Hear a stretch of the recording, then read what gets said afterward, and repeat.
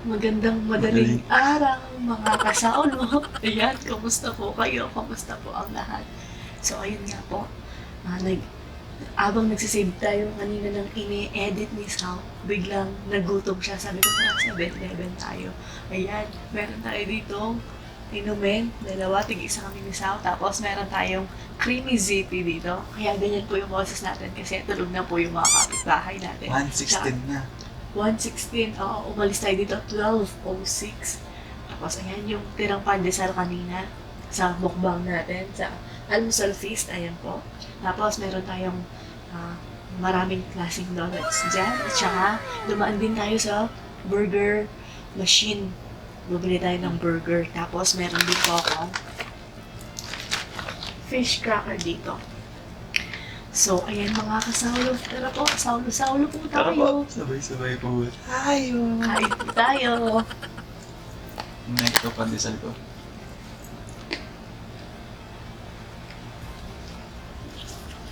Ano yung sasabi ko kaya ka? Nagre-reklamo? Hindi naman nagre-reklamo. Sabi ko, ganyan naman yung ano ko. Linagay pa naman, patay yung ganyan. Eto, oh. Kaya ganyan po yung Natapon. itsura niya. Natapon. Akala ko nag-joke lang si Sam. Nag-aaya. Tara 7-Eleven sabi. Sabi ko. Kasi dumidaing. Sabi ko, dahil nga sa kakaibig. Nagutom ako sabi ko. Bawal, sabi niya. Bawal kumain. Tapos maya-maya, tara, 7-Eleven, sabi niya. Seryoso pala. Makasim talaga to? Ito?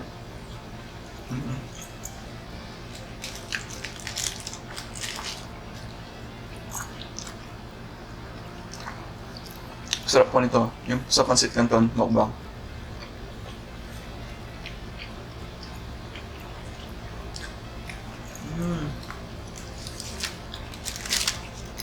Hindi talaga nakakabigo to, so.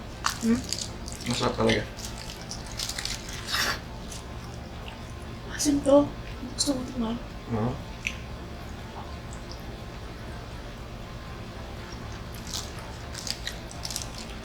Lagyan natin ng madaming parmesan.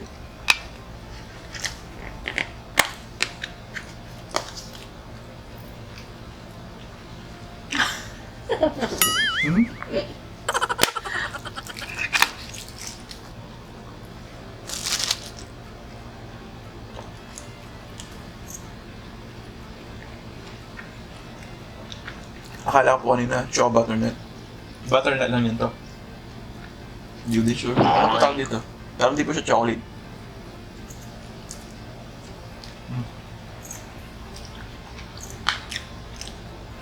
Sabi natin to. Maasim siya. Maasim. Nasaan tingnan ko? Dahil pa mo naman bigat nilagay na ano.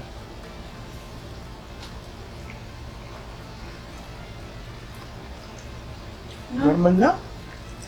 Gusto mo? Nasa ba yung trip niya? Mamaya, subukan ko na.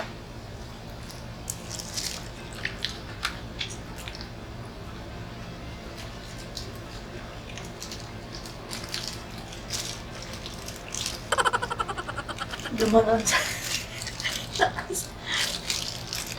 yung kasing gamit nating mesa, yung pang module ni Ate Bain. Tapos yung gusto natin, madaling araw na. Baka maingay. Siniset up ko kasi yun.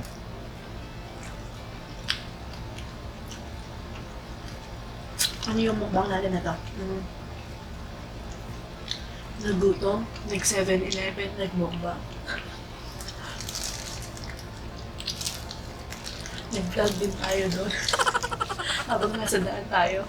Walang tao eh, feel free.